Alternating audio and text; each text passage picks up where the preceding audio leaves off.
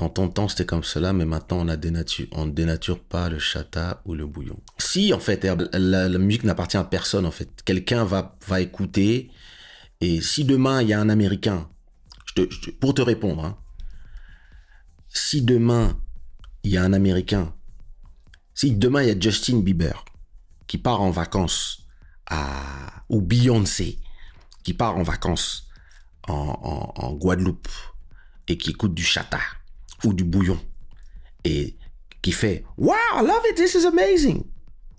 et qu'on lui donne 3 CD, elle va donner à ses producteurs, ils vont faire une nouvelle version, elle va chanter dessus en anglais et elle va crier « Bouillon, bouillon !» whatever.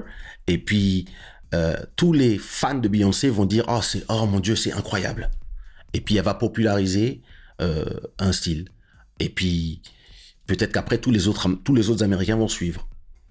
Et c'est ça, c'est des effets de mode, c'est du business. Il y a rien que tu peux faire parce que c'est de la musique. C'est pas un truc.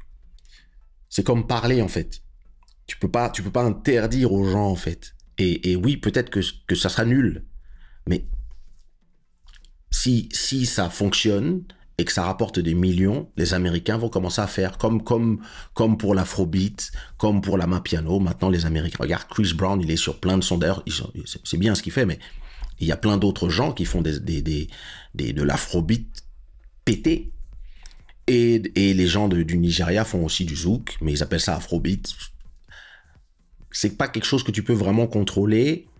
Tout ce que tu peux faire, c'est essayer d'apprendre aux gens que sont les choses et d'où elles viennent.